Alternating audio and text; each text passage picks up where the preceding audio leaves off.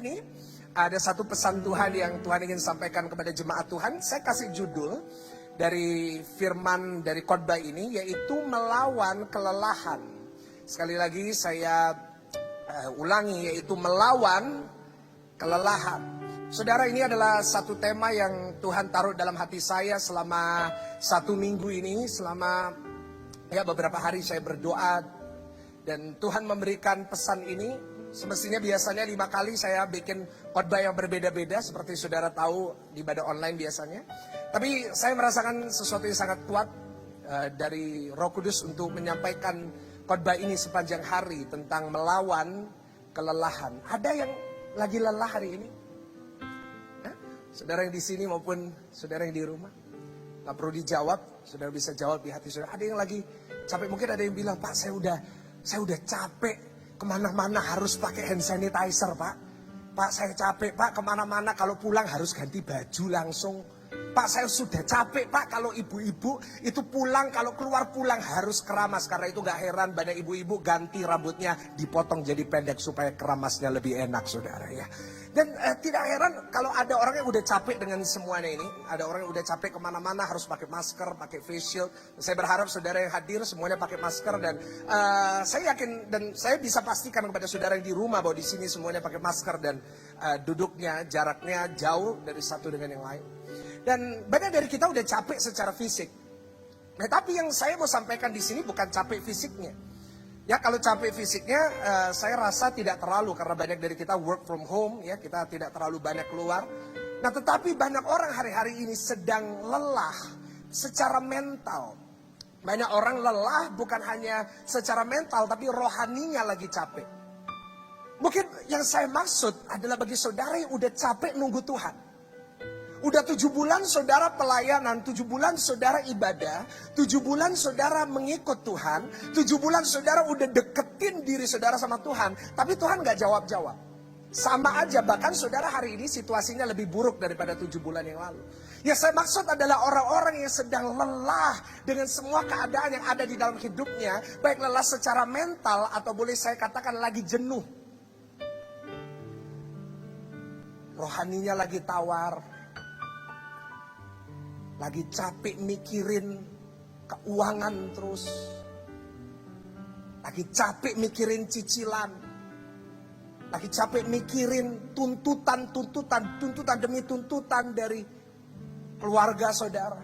Dari orang tua saudara. Dari istri saudara, dari suami saudara. Dan saya gak tahu kenapa kok kuat banget ya yang Tuhan taruh dalam hati saya tentang ini. Karena saya rasa bahwa hari-hari ini banyak orang Kristen yang lagi capek. Ya. Pak Pendeta kok tahu, Pak? Karena saya juga. Beberapa minggu yang lalu sebelum kita buka, saya ngerasain itu banget. Saya lelah, saya capek. Saudara boleh tanya dengan istri saya sempat cerita sama dia. Dan ini bukan sesuatu hal yang tabu ya. Memang budaya kita menuntut kita untuk sebagai orang Kristen harus beriman, harus ini, harus itu. Tetapi kadang-kadang kita harus sadar bahwa kita juga bisa capek. Dan yang membuat lebih capek adalah saat kita harus pura-pura tidak capek. Setuju dengan saya? Saat kita harus pura-pura kita kuat, kita beriman, kita hebat. Sedangkan sebenarnya itu tidak sesuai dengan apa yang kita rasakan. Saya rasa bahwa hari-hari ini sebagai orang Kristen kita ini udah ahli dalam menutup atau pura-pura hebat, pura-pura tenang, pura-pura damai. Sedangkan di dalam sedang bergumul secara luar biasa. Kalau saya kasih ilustrasi dari tadi pagi, saya bilang sama jemaat, lepas masker saudara. Maksudnya jangan dilepas maskernya loh saudara, ya nggak boleh. Cuma maksudnya lepas masker pura-pura itu. Saya kasih contoh itu kayak, saudara pernah kalau hari-hari ini lihat masker terus lihat orang gitu pakai masker yang ada gambar senyuman itu. Saya beberapa kali tertipu kena itu, saudara ya. Saya mantuk sama orang padahal dia nggak nyapa saya. Hanya karena masker itu, karena ada yang pas sama matanya, saudara. Ya kan? Seperti kadang-kadang kayak gitu. Orang-orang itu pakai itu, dan itu membuat tambah capek. Dan ini lingkaran setan. Nah, hari ini saya mau bicara kepada saudara yang lagi ngerasa kayak gitu. Tired bukan tired tubuhnya, tapi tired yang di dalam. Tired on the inside. Itu kalau bahasa Inggrisnya. Kita buka Alkitab ya. 1 Raja-Raja 19. 1 Raja-Raja pasalnya yang ke-19. Ayatnya yang pertama sampai ayatnya yang ke-8 ya. Khotbah di zaman seperti ini, ada jemaat Tuhan, ada tantangannya sendiri. Karena saya tidak bisa lihat mulut saudara. Karena saya tidak bisa lihat saudara senyum atau tidak. Berarti ada sebuah tekanan karena melihat hanya mata-matanya orang, saudara ya. Tetapi dengan asumsi saya, saudara semuanya sedang tersenyum kepada saya. Haleluya. Ya, ayat 1 sampai ayat yang ke-8 ya. Saya nggak bisa dengar tertawa maupun kata-kata saudara. Tapi gak apa-apa, udah biasa 7 bulan khotbah depan kamera. Ya, sama-sama. 1 Raja-Raja 19 ayat yang pertama sampai 8. Saudara yang di rumah, ayo ikut baca. Saudara yang di sini, temenin saya baca, saya mau dengar suara saudara ya.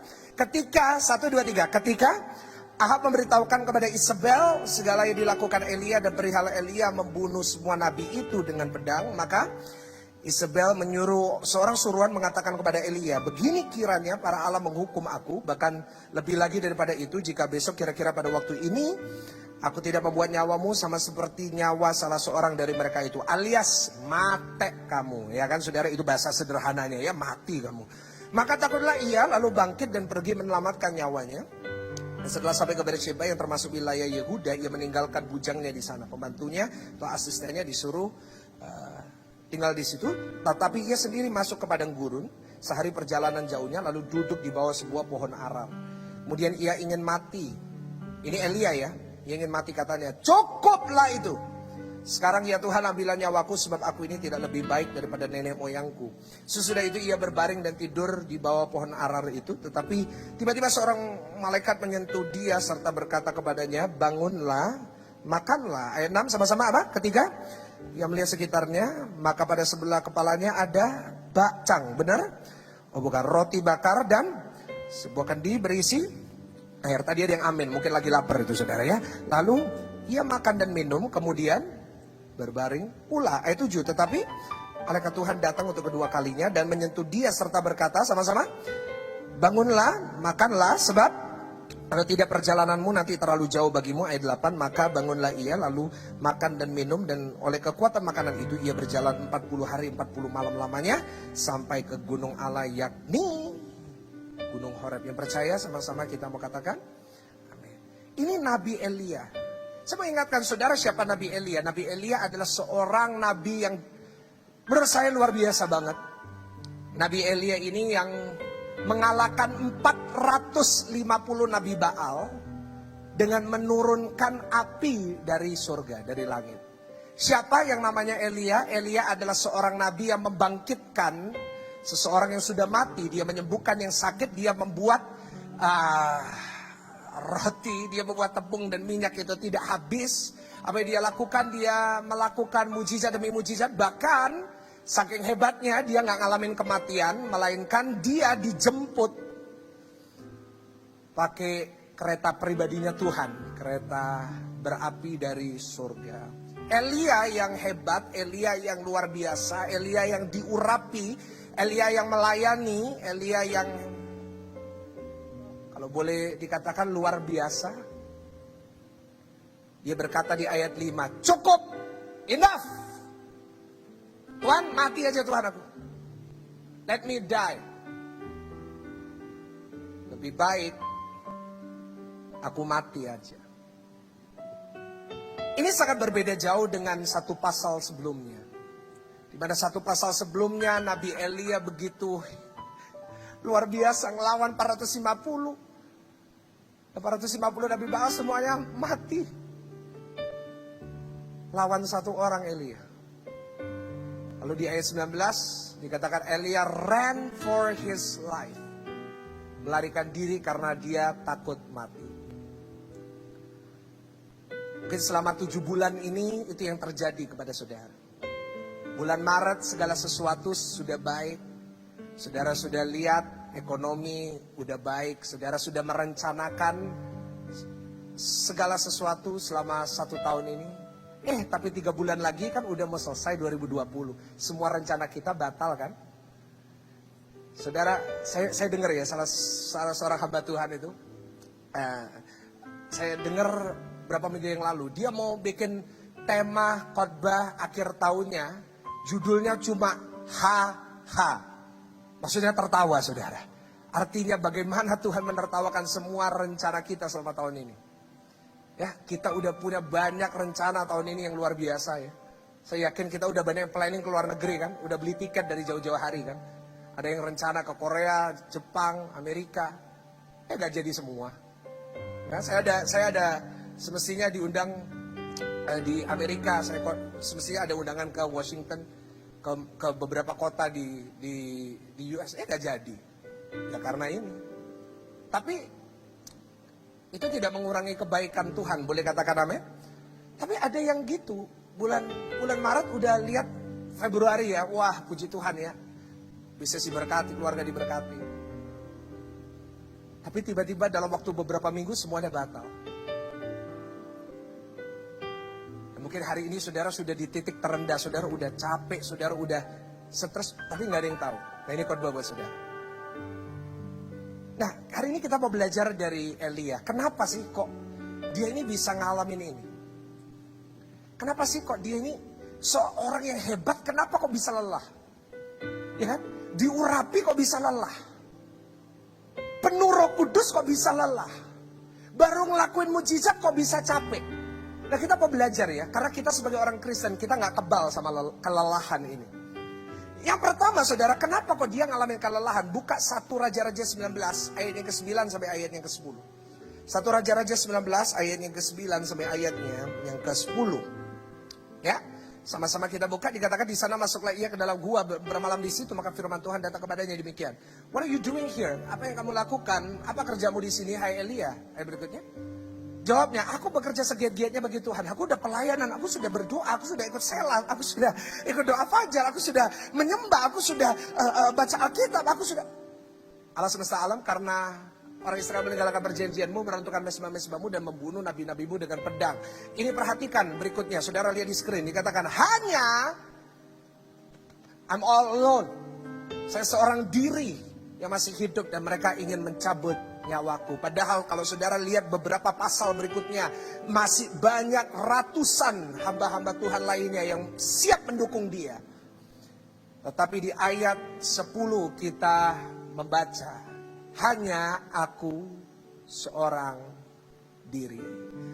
Kenapa dia bisa lelah? Kenapa kita bisa lelah? Kenapa Elia bisa lelah? Karena yang pertama, saudara boleh catat, boleh foto, boleh screenshot, whatever.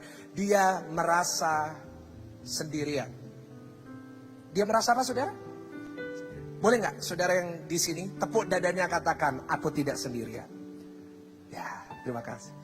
Sekarang cara khotbahnya udah beda sama dulu ya. Kalau dulu itu, Bapak Ibu, mari bangkit berdiri, kasih salam kanan kiri muka belakang. 1000 orang kasih tahu aku tidak sendirian. Kalau saya ngelakuin itu hari ini, besok saya masuk penjara saudara ya. Karena itu melanggar hukum untuk salaman sama ratusan orang, nggak boleh. Sekarang udah beda. Sekarang tepuk dada aja udah cukup. Kenapa Elia bisa lelah? Karena dia merasa sendirian. Ada yang merasa sendirian di sini? Mungkin saya berkata, Pak, di rumah saya banyak orang Pak. Siapa merasa sendirian? No, I'm not talking about that. Saya lagi bicara tentang sendirian yang saudara rasakan di dalam. Karena banyak orang bisa ngerasa sendirian, meskipun di tengah keramaian. Ada banyak orang bisa merasa sendirian di tengah-tengah keluarganya. Ada banyak suami-suami hari ini merasa sendirian. Kenapa? Karena dia merasa dia lagi jalan sendiri. Dia merasa istrinya hanya bisa nuntut. Dia merasa dia gak bisa jalan sama istrinya karena istrinya selalu menuntut. Kamu harus ini, untuk anak kita harus ini. Dan istrinya juga ngerasa sendirian. Karena dia merasa suaminya gak ngerti dia. Kamu kok gak bisa ngerti sih? Memang aku punya ini, aku keinginan gini. Suami kok nggak bisa ngerti sih, aku ini stres ngurusin anak. Belum lagi aku harus bersih-bersih karena pembantunya baru pulang dan sekarang nggak berani pembantu kembali ke rumah karena takut corona. Aku harus sudah bersih-bersih ngajarin anak-anak. Aku harus bersihin rumah. Dan aku harus nyiapin seragam, aku harus nyiapin makanan. Masa suami saya nggak ngerti sih? Karena ibu-ibu hari-hari ini merasa sendirian di rumah. Kenapa? Karena dia merasa gak ada yang ngerti dia. Dia cuma sendirian yang bisa mengerti dirinya sendiri. Banyak anak-anak muda hari-hari ini merasa sendirian meskipun ada orang tuanya di rumah. Kenapa? Karena dia merasa orang tuanya gak ngerti dia. Dia merasa, loh, aku ini sudah tugasnya banyak. Aku sudah ngelakuin ini, Zoom, ini lebih susah tugasnya, begini. Tapi kenapa orang tuaku gak pernah mau ngerti aku? Kalau aku minta pulsa, aku minta kuota, selalu marah. Dan orang tua juga lagi ngerasa sendiri. Dia merasa anaknya gak ngerti. Kenapa? Karena orang tua merasa anak ini kok nuntut terus dari saya. Mereka gak ngerti apa yang saya lagi ngalamin. Dan satu keluarga ini, kalau semua pribadi merasa sendiri, ini yang menyebabkan kekacauan di rumah. Bayangin, 4 orang stres masuk ke rumah. Rumah itu jadi rumah sakit. Nah, saudara yang jawab sendiri, rumah sakit. Karena itu gak heran ya, saya gak perlu tanya, banyak keluarga-keluarga hari ini tekanan tinggi. Suami sama istri ngomong gak bisa santai, ngomong selalu ngotot. Orang tua dengan anak bantah-bantahan. Karena sama-sama ngerasa sendiri. You don't understand me, you don't care about me. Kamu gak ngurusin aku, kamu hanya ngurusin dirimu sendiri. Dan ini yang dialami oleh banyak orang-orang Kristen hari-hari ini. Setuju dengan saya?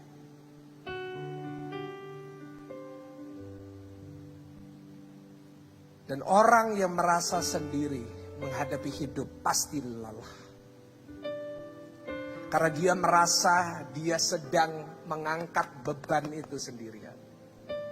Adakah saudara hari ini yang di rumah maupun yang di sini? Adakah saudara yang ngerasa saudara lagi ngangkat beban itu sendirian dan gak ada yang mau bantu? Itu yang dirasain Elia. Aku sudah ngelakuin semua. I've done everything. Tapi aku sendirian ngelakuin ini. Akhirnya capek. Dan saya ingin kasih tahu ya. Ini strateginya setan. Setan itu, waduh, setan itu nggak bisa ngalahin kita. Setan itu nggak bisa bunuh kita. Setan itu nggak bisa ngapa-ngapain kita. Karena itu kita nggak perlu takut sama setan. Kalau ke toilet nggak usah ngajak teman ya. Takut ada setan, nggak perlu. Setan itu takut sama orang percaya. Boleh katakan amin? Nah, seperti sahabat saya Pak Dautoni suka ngomong, setan itu takut sama kita. Ya, saya mirip saudara karena udah sering ketemu ya. Kalau setiap hari, setiap minggu selalu Zoom sama dia. Dia selalu bilang, setan itu takut sama kita. Ngapain kita takut? Dukun itu loh. Kalau sakit pergiannya ya ke dokter. Ya kan, ngapain kamu cari setan? Ngapain kamu cari dukun? Bener loh. Setan itu gak bisa ngapa-ngapain. Setan itu di bawah kaki kita. The devil is under our feet. Itu Alkitab yang katakan. Tapi setan itu keahliannya satu. Setan itu ahlinya mainin perasaan. Yang mainin perasaan bukan cuma buaya darat. Yang mainin perasaan bukan hanya kucing garong. Tapi setan itu ahlinya. Kalau dia gak bisa bunuh saudara, dia gak bisa mencelakakan saudara, setidaknya dia bisa main dengan pikiran. Dia bisa kacauin ini. Dan setan itu pintar. Saya ingin katakan ya, setan itu pintar. Karena itu harus hati-hati. Karena dia jauh lebih tua dari kita. Setan itu dari zamannya Yesus sudah ada. Kita lahirnya paling tahun 50, 40 yang paling tua. Setan itu udah ribuan tahun. Dia udah punya cara banyak untuk jatuhin orang. Eli aja diganggu. Apalagi Michael Gunawan. Yang namanya berbagai nabi-nabi aja diganggu, apalagi kita, siapakah kita ini? Ya kan? Dan saya temukan gini ya, banyak orang hari-hari ini lagi kalah bukan sama realita. Tapi banyak orang hari-hari ini lagi kalah sama perasaan. Ini bahayanya kita. Saya kasih contoh. Awal-awal corona dulu, di bulan-bulan April, Maret gitu. Saudara, kalau tenggorokannya sakit dikit, kepikiran enggak saudara? Saya kepikiran. Saya tuh pulang, tenggorokan saya sakit mulai batuk. Langsung istri saya, lu kenapa? Saya juga, lu kenapa? Semuanya kenapa? Dan saya yakin saudara juga seperti itu. Awal-awal corona ada yang batuk, semua langsung lihat dia. Ada yang hacim, semua langsung lihat dia. Sekarang rasanya udah biasa itu. Tapi kita harus tetap jaga kesehatan. Ya.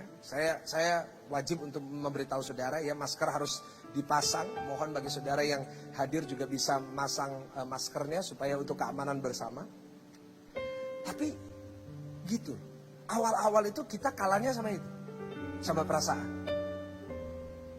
Dan saudara, saya ingin ingatkan kepada saudara, hari ini selama hidup saudara ngejar perasaan, pasti capek. Pasti capek. Kalau aku punya sepeda 50 juta itu aku akan senang. Sekarang kan zaman sepeda. Percaya dengan saya, nggak akan. Nanti udah dapat yang 50 juta nggak senang. Kenapa? Masih ada yang 70. Punya 70 masih ada yang 100. Ibu-ibu udah tas punya 10 juta. Masih ada yang 50. Nggak happy kalau nggak 50. Udah punya 50 nggak happy kalau nggak 100. Bapak-bapak gitu, jam udah bagus, udah 100 juta. Tetap kepingin yang lebih mahal. Kepingin yang lebih mahal, kepingin terus. Selama kita hidup ngejar perasaan, itu ngerugiin kita sendiri. Kitanya yang rugi, setannya yang senang-senang. Dia suka main dengan itu.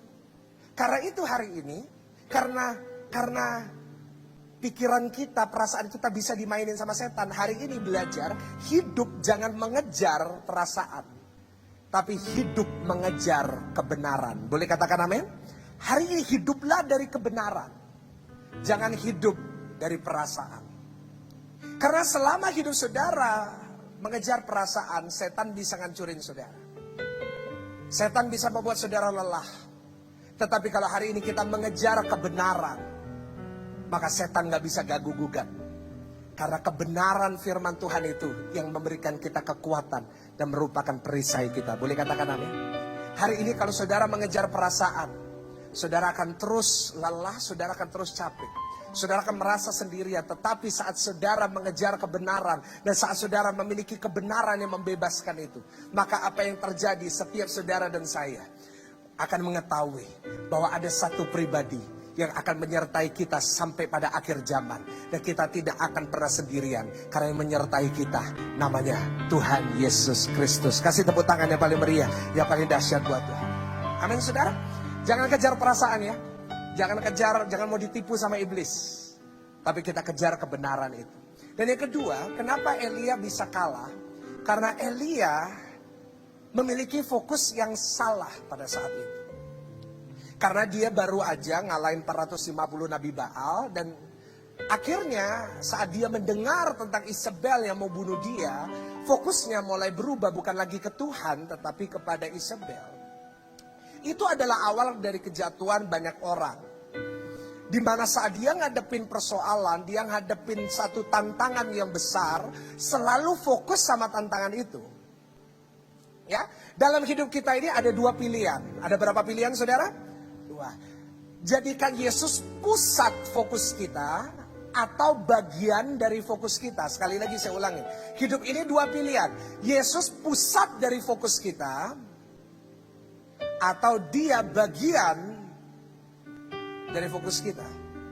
Saya mau kasih ilustrasi. Jeffrey boleh naik? Boleh bantu saya? Nah, saya mau kasih ilustrasi dengan adanya kamera kita, ya, dengan kemampuan. Oke, nggak perlu. Andrew santai, ya. Andrew ini kameramen kita yang terbaru, ya. Habis Hazel berangkat ke UK. Nah, gini. Saya mau kasih ilustrasi gini. Jeffrey agak sini, jangan di belakang saya. Oh, kamu malah di belakang saya itu, agak sini. Oke, stop di situ. Nah, saudara, saat saudara lihat gambar ini, saudara di rumah, ayo lihat screen ini, lihat LED, lihat screen saudara. Saudara di sini lihat screen, jangan lihat screen HP. Nanti habis ibadah bisa lihat screen HP, buka Instagram, yang nge-like saudara nggak akan bertambah banyak kok, jangan khawatir ya. Lihat aja ibadah, fokus dulu ibadah. Udah lama nggak ibadah, masih main HP ya kan, itu memalukan sekali menurut saya. Nah, saudara lihat screen ini. Saudara kalau lihat saya, kalau saudara lihat wajah saya sekarang, itu terang banget. Apalagi kalau saudara di rumah pakai full HD. Kalau saudara di rumah pakai TV 4K itu kelihatan banget. Brewok saya kelihatan jelas, saya yakin. Ya, dan kalau saudara lihat Jeffrey di belakang, dia gak jelas. Bukan mukanya gak jelas, saudara, bukan ya. Tapi di gambar di kamera ini dia gak jelas. Kenapa? Karena fokusnya di saya. Nah, karena kameranya kita bagus, bisa ada efek ini. Dan cocok untuk ilustrasi. Kita pakai kamera yang dipakai di National Geographic Indonesia, ya, puji Tuhan. Nah, fokus di saya, dia jadi bokeh, dia jadi backgroundnya. Tapi dia tetap in the frame. Kalau kita menjadikan masalah itu jadi fokus, itu seperti saudara lagi lihat saya, dan Yesus itu Jeffrey. Ya, tetap kelihatan. Ya, tetap ibadah. Ya, tetap pelayanan. Ya, tetap baca Alkitab. Tapi dia cuma bagian. He's in the background. Dia ada di situ. Tetapi masalahnya jelas. Setiap detail masalahnya saudara bisa lihat. Banyak orang kayak gitu. Untuk ceritain detail masalahnya hebat. Ini loh, ini kurangnya ini. Tapi kalau bicara tentang Yesusnya, gak jelas. Tapi kalau saudara jadikan Yesus fokusnya, maka seperti, kalau saudara lihat saya, seperti lagi lihat Yesus. Yes, memang mirip karena ada brewoknya, saudara. Ada anak-anak muda tadi bilang, kok Michael, kalau nanti Natal gak perlu cari Santa Claus. Karena kok Michael udah cocok, tinggal brewoknya di bleaching. Ya kan? Istri saya selalu suruh saya cukur, tapi belum waktunya.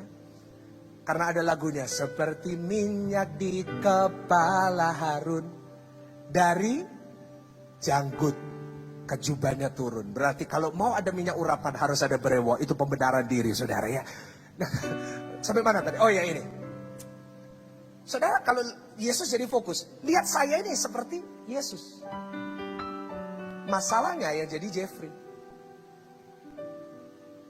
Ngerti maksud saya? Masalahnya bukan hilang. Gak bisa saudara percaya, semua utang saya sudah terbayar lunas di atas kayu salib. Gak ada ceritanya gitu. Beli bensin juga pakai uang. Bisa saudara ke SPBU terus bilang, Pak terima kasih. Loh, udah dibayar sama Yesus. Dia ngomong, loh Yesus apa? Ya kan saudara gitu ya. Nggak bisa. Utang tetap harus bayar. Masalah juga tetap ada. It's still in the picture. Tetap ada di gambaran itu. Tetap ada dalam hidup kita. Tetap ada di pandangan kita. Tetapi, itu bukan jadi fokus. Fokusnya di Yesus. Fokusnya dengan Yesus, apa yang Yesus bisa lakukan. Fokusnya dengan apa yang Yesus bisa lakukan untuk kita. Saat kita menaruh pandangan kita kepada Yesus, maka saya percaya saudara dan saya akan melihat kita punya Tuhan yang besar, yang bisa mengalahkan semua masalah kita. Kasih tepuk tangan yang paling meriah. Thank you Jeffrey. Ada satu kali ibadah lagi loh ya. Saya mau tutup. Pemain musik naik. Bagaimana kita ngalahin kelelahan? Gimana kita bisa ngatasin ini? Ya, gimana kita bisa kalahkan setan? Gimana kita bisa memperbaiki diri kita? 1 Raja-Raja 19 ayatnya yang ke-5 sampai ayatnya yang ke-6. 1 Raja-Raja 19 ayatnya yang ke-5 sampai ayatnya yang ke-6. Sesudah itu ia berbaring dan tidur di bawah pohon arar itu, tetapi tiba-tiba seorang malaikat menyentuh dia serta berkata kepadanya, bangunlah, makanlah. Ayat berikutnya, ketika ia melihat sekitarnya, maka pada sebelah kepalanya ada roti bakar dan sebuah kendi berisi air. Lalu ia makan dan minum, kemudian berbaring. Gimana ngalahin kelelahan? Yang pertama, makanlah. Makan yang banyak. Saya nggak bilang harus makan jasmani yang banyak. Berarti pulang saudara langsung all you can eat. Jangan. Ingat kolesterol, ingat asam urat, ingat istri dan anak-anak, ya kan saudara. Tetap jaga makan. Ya, tetap gak boleh berlebihan. Saya tahu soalnya PSBB ini banyak yang tambah melebar ke kanan dan ke kiri. Ya. Yang saya maksud adalah makan firman. Sama-sama katakan makan firman. Ya di rumah tulis dong di live chat supaya saya bisa lihat saudara juga respon. Makan firman. Saudara, hari ini kita harus makan firman yang banyak. Terutama saat kita menghadapi masa-masa yang akan datang ya. Saya nggak bisa janji sama saudara bahwa masa-masa yang ke depan akan lancar semua, nggak bisa. Ada beberapa pakar ekonomi bilang, wah bakal ada resesi, apa, kita udah masuk. Ya, I know, realitanya adalah itu. Tapi hari ini mari kita makan firman yang banyak supaya kita kuat ngadepin itu. Ya kan? Jadi dikatakan pada saat Elia bangun disuruh makan roti dan ada air, ada roti bakar dan ada air. Ini adalah sebuah gambaran dari Yesus di Perjanjian Lama. Saudara, kalau dulu ya waktu sekolah teologi, waktu saya ngambil MTH saya dan waktu saya ada sekolah di Reform 1 tahun. Waktu saya sekolah, dosen selalu akan ajarin ke kita, para pendeta-pendeta, guru-guru. Mereka akan bilang ke kita bahwa baca Perjanjian Lama, cari bayangan-bayangan Yesus di situ. Maksudnya apa? Cari kemunculan Yesus di Perjanjian Lama. Dan salah satu di mana Yesus muncul adalah di sini. Yaitu saat ada roti dan air. Kenapa? Karena setelah makan ini, Elia bisa jalan 40 hari 40 malam. Jadi ini bukan roti biasa. Ini bukan roti-roti yang kita bisa beli di restoran. No. Ini roti yang ilahi. Nah, siapakah roti itu? Roti kehidupan itu siapa? Kita pernah dengar siapa roti kehidupan? Yesus. Dan ada air. Siapa air kehidupan? Yaitu Yesus. Berarti di sini Yesus. Dan yang lebih keren lagi, coba buka ayatnya yang ketiga. 1 Raja-Raja 19 ayat yang ketiga dikatakan, pada saat itu mereka jalan, dan pada saat itu mereka, ayat 3 1 Raja-Raja 19 ayat yang ketiga, bisa ditampilin. Pada saat itu mereka lagi di satu daerah, yaitu milik pusaka dari wilayahnya siapa saudara? Yehuda. Yesus dari keturunan siapa? Dari Yehuda punya sebutan siapa? Singa Yehuda. Berarti di sini Yesus muncul. Jadi di sini kita diminta untuk makan roti kehidupan, yaitu siapa? Yaitu Yesus. Dan siapakah Yesus? Yaitu firman yang telah jadi. Artinya banyak makan firman. Supaya perjalanan kita 3 bulan sebelum akhir tahun. Kita punya tahun-tahun yang akan datang di mana ekonomi akan mulai struggling untuk kembali. Ya, kita akan melihat ya pelan-pelan. Kita membutuhkan firman itu yang banyak. Nah, tapi masalahnya banyak orang gak pernah baca firman, gak pernah makan firman. Tapi mintanya diberkati sama Tuhan. Banyak orang mau kuat tapi gak pernah makan firman.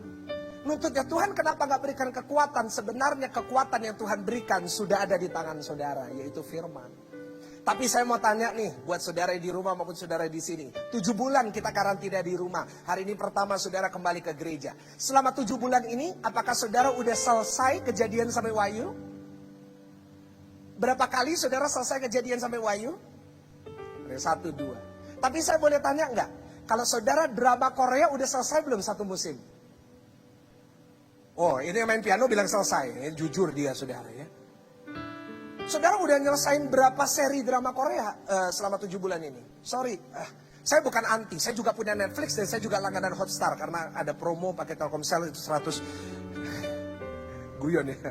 Ini bukan saya cari sponsor. Tapi kalau ada yang dari Telkomsel mau sponsori juga no problem ya. Saya juga punya Netflix. I have a Netflix account ya. Saya juga punya Disney Hotstar yang baru. Saya juga ada TV kabel. It's okay, saya bukan ngomong harus membuang semua ke duniawi ya. Kalau gitu ya gak usah makan yang enak ya kan, makan roti tawar, air tawar gitu aja. Tapi coba kita ukur ini. Pak, saya sudah makan firman. Lebih banyak makan firman atau makan yang lain? Banyak orang udah selesai, it's okay to be not okay. Word of marriage. Ada yang udah selesai, apalagi crash landing on you. Wah, kalau saya mau sebutin ini nanti jadi saya promosi saudara ya. Tapi banyak yang udah selesai loh kayak gitu. Ada yang maraton Marvel karena ada di sini. Wah, dari Iron Man pertama sampai Endgame. Tapi berapa kali kita udah selesai Kejadian sampai Wahyu? Dan kita minta kekuatan dari Tuhan. Aduh, sedih ya saudara. Kok kita nuntut kekuatan kalau kita nggak pernah lakukan. Kadang-kadang kita ini minta magical, tiba-tiba, tus, wah langsung semangat. Tapi sebenarnya kekuatan semangat itu sudah di tangan kita. Nah tergantung kita mau ambil nggak kekuatan itu. Jangan berharap Tuhan berikan kekuatan kalau khotbah aja masih main handphone. Bukan saya sensi, no. Cuma saya ingin menjawab mereka yang berkata, saya ke gereja gak dapat apa-apa. Loh, ke gereja kita masih cek story-storynya teman-teman kita. Ada banyak orang di gereja penyembahan gak sungguh-sungguh, tetapi pulang minta dikuatkan. Sama Tuhan kita ini harus two-way relationship. Kalau kita mau mendapatkan, Tuhan sudah kasih ke kita, tinggal kita yang kerjakan. Hari ini ayo kita banyak makan firman Bapak Ibu. Itu adalah rahasia kekuatan Elia, bagaimana dia bisa bangkit. Dan bagaimana saudara juga bisa bangkit dan dikuatkan. Yang kedua, yang terakhir, yaitu istirahatlah. Sama-sama katakan apa? Istirahat. Waktu penciptaan, di hari ke-7, dikatakan Tuhan ngapain saudara? Istirahat. Kenapa sih Tuhan istirahat? Apakah Tuhan butuh istirahat? Nggak perlu, dia Tuhan. Lalu kenapa kok perlu istirahat?